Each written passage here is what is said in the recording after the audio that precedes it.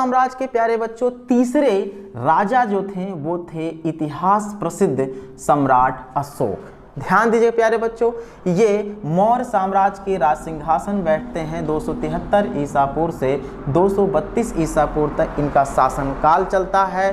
ध्यान दिए प्यारे बच्चों, सम्राट अशोक के जो पिता थे उनका नाम था बिंदुसार और माता का नाम शुभद्रांगी था, और इनकी कई पत्नियों का भी उल्लेख देखने को मिलता है, जिसमें से इनकी सबसे प्रिय पत्नी का नाम अगर पूछा जाए तो वो थी कारुवाकी। ठीक है ना।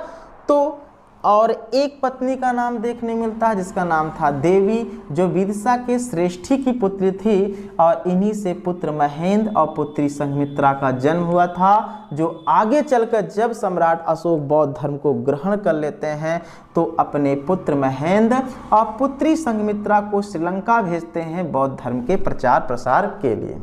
एक और पत्नी का उल्लेख मिलता है जिसका नाम था पद्मावती, और इसी पद्मावती से कुणाल का जन्म हुआ था। ठीक है ना। और असंधमित्रा का भी उल्लेख देखने को मिलता है। प्यारे बच्चों, इनका जो राज्याभिषेक हुआ था वो हुआ था 269 ईसा पूर्व में। अब क्यों 4 वर्ष का डिले देखने को मिलता, 4 वर्ष का डिले देखने को मिलता है।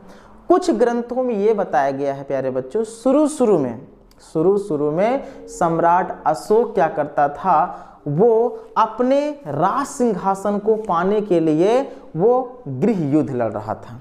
कहने के तात्पर्य सिंघली अनुसूतियों में बताया गया है कि सम्राट अशोक अपने 99 भाइयों का वध किया था, जिसमें से अपने सहोदरे भाई तिस्य को छोड़कर 99 भाइयों का वध करके उसने क्या कर दिया था, गद्दी प्राप्त किया था। इसी वजह से 4 वर्ष का डिले देखने को मिलता है। कुछ अनुसूतियों में बताया गया है कि जो राज्याभिषेक का उम्र होता था उस समय 25 वर्ष होती थी, लेकिन जब इनके पिता बिंदुसार की मृत्यु हुई थी तब वो 21 साल थे, इसलिए 4 वर्ष का डिले देखने को मिला है।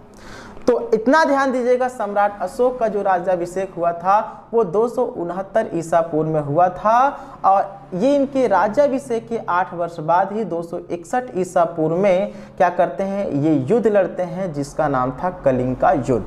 जो कि प्यारे बच्चों कलिंग कहाँ स्थित है, उड़ीसा में स्थित है, और उस समय कलिंग की जो राजधानी हुआ करती थी तोसली हुआ करती थी, और ये कलिंग प्यारे बच्चों हाथियों के लिए बड़ा ही प्रसिद्ध था। ये कलिंग का युद्ध सम्राट अशोक और राजा खारवेल के बीच हुआ था। इस युद्ध में सम्राट अशोक जीत जाते हैं और राजा खारवेल हार जाते हैं, और इस युद्ध में प्यारे बच्चों 1 लाख लोग मारे गए और 1.5 लाख लोग क्या हो जाते हैं, घायल हो जाते हैं।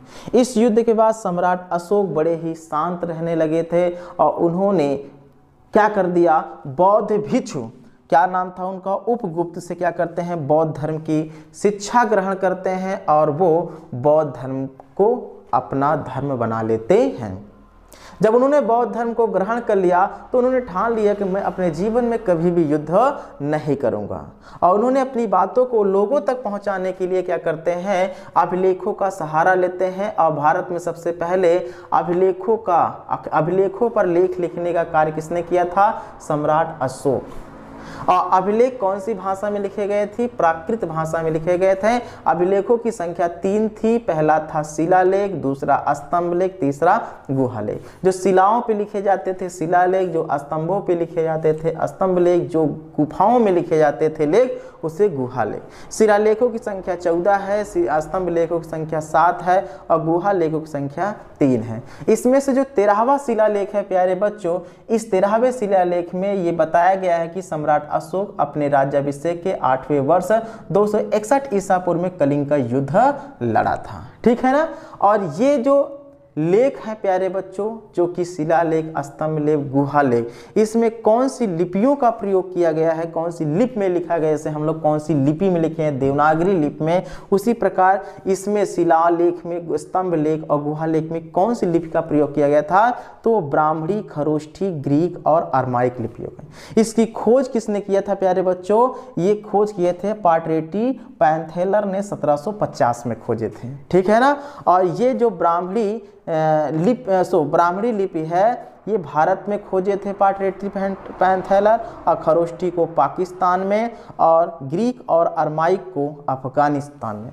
इन लिपियों को पढ़ा किसने था प्यारे बच्चों, प्रश्न पूछता था।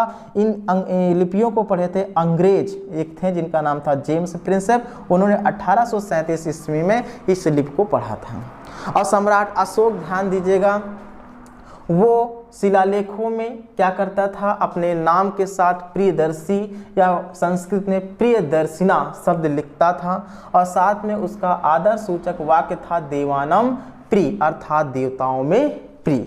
तो इस तरीके से प्यारे बच्चों ये छोटा सा प्यारा सा नन्हा सा मुन्ना सा हमारा लेक्चर था, जो कि बहुत ही इंपॉर्टेंट है, आपकी परीक्षाओं में बहुत ही मददगार हो सकता है। चलिए तो दोस्तों, कल फिर मिलते हैं एक नई जानकारी के साथ, एक नए लेक्चर के साथ। यदि वीडियो पसंद आए तो वीडियो को जरूर लाइक करिएगा प्यारे बच्चों।